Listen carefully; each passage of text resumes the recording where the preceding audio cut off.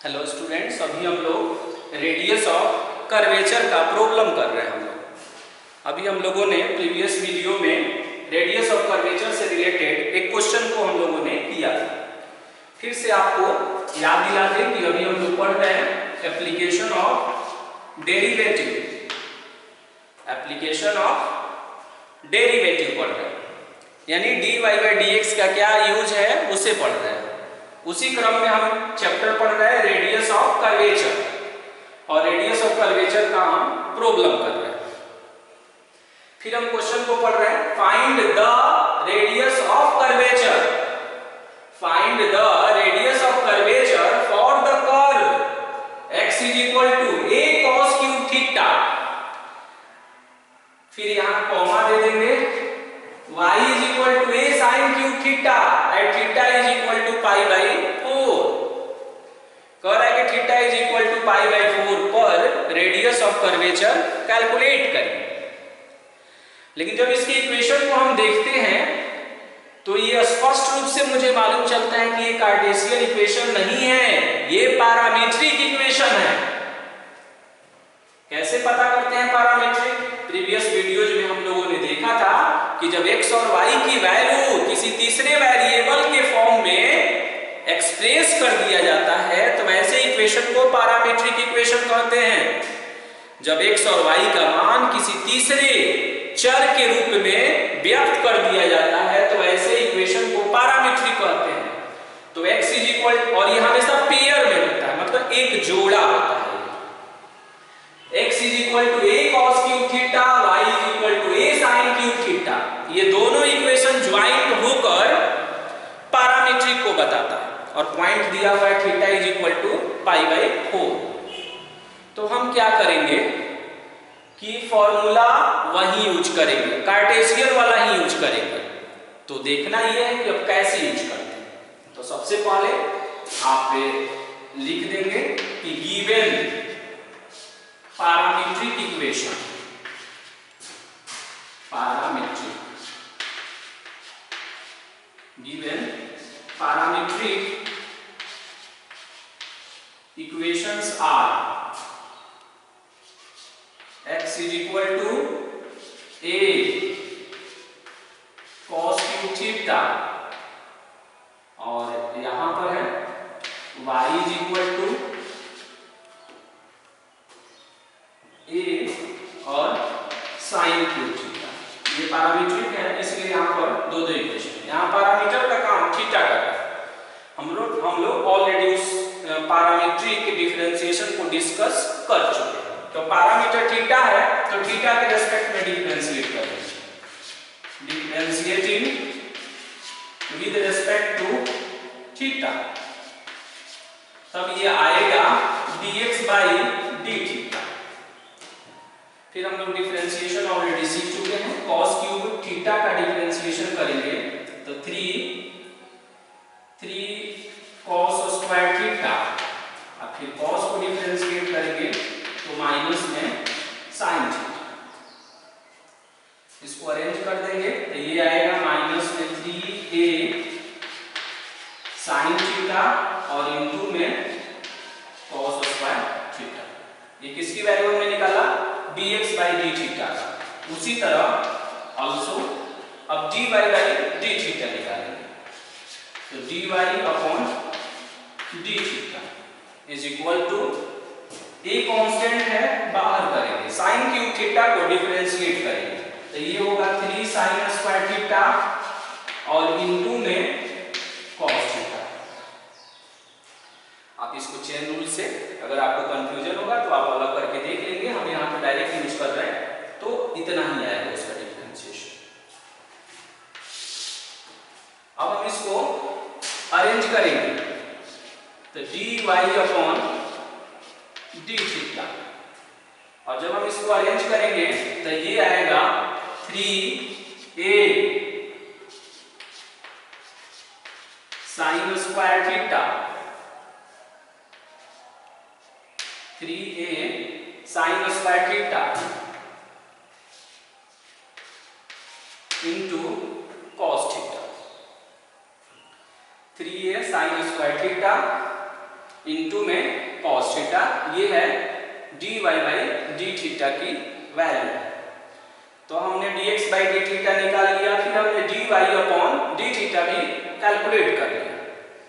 जब हम दोनों कैलकुलेट कर लेंगे तब हम निकालेंगे dy बाई dx, जैसे पहले निकालते थे वैसे ही फिर निकालेंगे, dy अपॉन dx निकालेंगे। क्यों निकालेंगे? क्योंकि रेडियस ऑफ कर्वेचर में इसकी जरूरत पड़ेगी। तो इसके लिए चेन रूल से कुछ ऐसा यूज करते थे, dy अपॉन डी थीटा और D theta upon dx। D theta से डी थीटा कैंसिल हो जाएगा। अगर ऐसा सोचे तो dy अपॉन dx पुनः आ जाएगा जो इसके इक्वल हो जाता है। अब dy बाई डी थीटा का वैल्यू हम कैलकुलेट कर चुके हैं और वो ये इसको हम यहाँ पुट कर देंगे, तो ये हो जाएगा dy अपॉन डी थीटा तो 3a sine square theta into cos theta और डी थीटा बाई dx। शुरू में कैलकुलेट किए dx बाई डी थीटा, लेकिन यहाँ चाहिए क्या? डी थीटा अपॉन dx, तो इसको इन्वर्ट कर देंगे। इन्वर्ट करके इसको यहाँ लिख देंगे, तो 1 अपॉन और यहाँ हो जाएगा माइनस में 3a साइन थीटा और ये हो जाएगा कॉस स्क्वायर थीटा। एक कॉस से कॉस भी कैंसिल होगा, एक साइन से एक साइन भी कैंसिल होगा, 3a से 3a भी हो जाएगा। तब ये बचेगा माइनस में साइन थीटा और अपॉन में कॉस थीटा। अब दोनों को जब हम अटैच कर देंगे तो ये हो जाएगा माइनस में tan थीटा।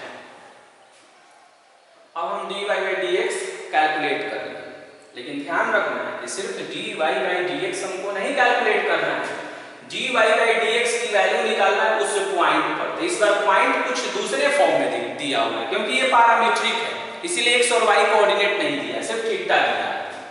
तो अब हम क्या करेंगे कि dy बाई dx का वैल्यू निकाल लेंगे at theta is equal to pi by 4, यानी जहां जहां थीटा है वहां वहां पाई बाई 4 रख देंगे। तो ये हो जाएगा माइनस में tan पाई बाई 4 यानी tan 45 डिग्री और ये आ जाएगा माइनस में 1। tan 45 डिग्री की वैल्यू माइनस 1 होता है। हो गया, ये हमने कैलकुलेट कर लिया। फिर जब हम रेडियस ऑफ कर्वेचर के फॉर्मूले को देखेंगे कार्टेशियन में जो हमने यूज किया था, तो मालूम चलेगा कि फंक्शन को एक बार और डिफरेंशिएट करना है। तो देखिए मेरे पास ऑलरेडी ऐसा इंफॉर्मेशन आ चुका है कि dy बाई dx की वैल्यू माइनस में tan थीटा है। इसको एक बार और डिफरेंशिएट करेंगे x के रेस्पेक्ट में। क्यों? क्योंकि मुझे बनाना है d2y अपॉन dx स्क्वायर बनाना है, इसलिए हम थीटा के रेस्पेक्ट में नहीं करेंगे, x के रेस्पेक्ट में करेंगे। तो लिखेंगे हम कि again differentiating with respect to x, तो ये बन जाएगा d2y अपॉन dx स्क्वायर और ये हो जाएगा d बाई dx और माइनस में tan थीटा।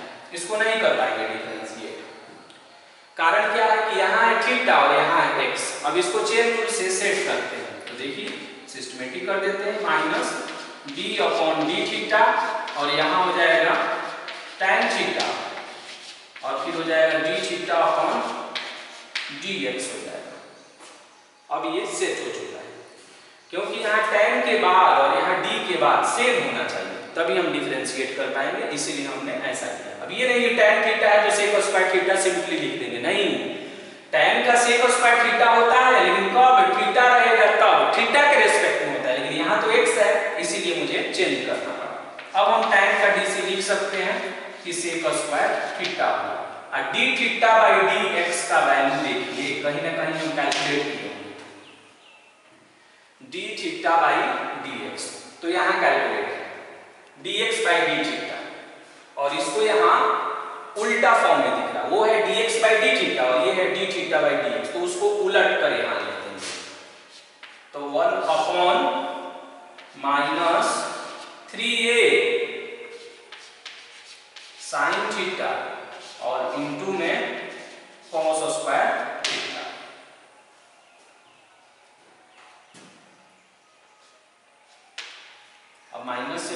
ये कैंसिल हो जाएगा, तो माइनस माइनस ये कैंसिल, तो इसको हम ऐसे भी लिख सकते हैं 1/3a, साइन को ऊपर भेज देंगे डायरेक्ट हम लिख रहे हैं, तो ये बन जाएगा cosec थीटा, और ये cos को भी ऊपर भेजेंगे, तो cos को जब ऊपर में ट्रांसफर करेंगे तो sec बनेगा, और sec 2 पहले से था और 2 और sec हो जाएगा, तो इसको हम लिख देंगे sec का पावर 4 थीटा।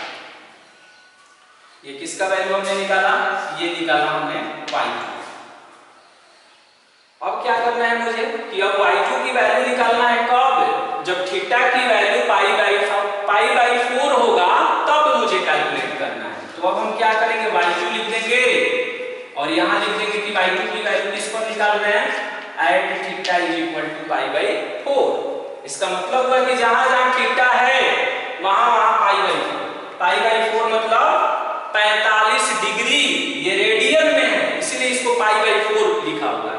जब वो डिग्री में जाएगा तो 45 डिग्री बनेगा। तो ये माइनस से माइनस कैंसिल हो चुका है इसीलिए यहाँ प्लस है, तो 1/3a, और ये होगा cosec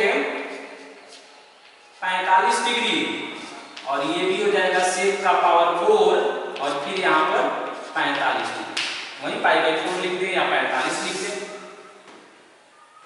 अब इसको फिर कैलकुलेट करते हैं, तो 1/3a, cosec 45 डिग्री का वैल्यू √2 होगा,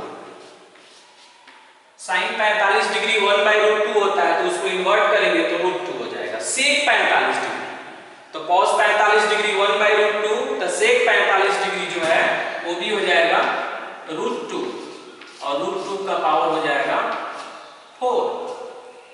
अब जब हम इसको सिंप्लीफाई करेंगे तो 1/3a, और ये हो जाएगा √2, और √2 का पावर 4 करेंगे तो ये 4 आएगा। आप इसको सिंप्लीफाई करके देख लीजिएगा, √2 इंटू √2 इंटू √2 इंटू √2, 4 बार लिखना है, तो ये सिर्फ 4 आएगा। अब जब हम इसको सिंप्लीफाई करते हैं तो ये आता है 4√2, और अपॉन में आता है 3। ये किसका वैल्यू हमने निकाला? y2 का निकाला। कौन से पॉइंट पर? At theta is equal to पाई/4। अब हम निकालेंगे radius of curvature. Radius of curvature को कौन सिंबल से लिखते हैं? रो से लिखते हैं। फॉर्मूला बोलिए आप, तो 1 प्लस y1 का होल स्क्वायर, ब्रैकेट क्लोज करेंगे और टोटल पावर लिखेंगे 3/2, और अपॉन y2 कर देंगे। 1 प्लस y1 का होल स्क्वायर, टोटल पावर 3/2, और अपॉन में कितना हो जाएगा? y2। अब हम वैल्यू पुट कर सकते हैं, अब हम वैल्यू पुट करके देखते हैं, तो 1 प्लस y1 का वैल्यू देखते हैं, तो हमने dy/dx की वैल्यू निकाला था, थीटा इज इक्वल टू पाई/4, इसी को तो y1 कहते हैं ना, dy/dx को ही y1 कहते हैं। तो इसकी वैल्यू आया है -1, तो यहां हम लिख देंगे 1 प्लस -1 का होल स्क्वायर, ब्रैकेट क्लोज करेंगे, पावर लिख देंगे 3/2, और अपॉन y2, और y2 की वैल्यू निकला है 4√2, और y में है 3a। अब इसको सिंप्लीफाई करेंगे, तो -1 का स्क्वायर भी 1 हो जाएगा, 1 और 1 2 हो जाएगा, और 2 का पावर हो जाएगा 3/2, और 3a भी ऊपर चला जाएगा, और अपॉन में हो जाएगा 4√2।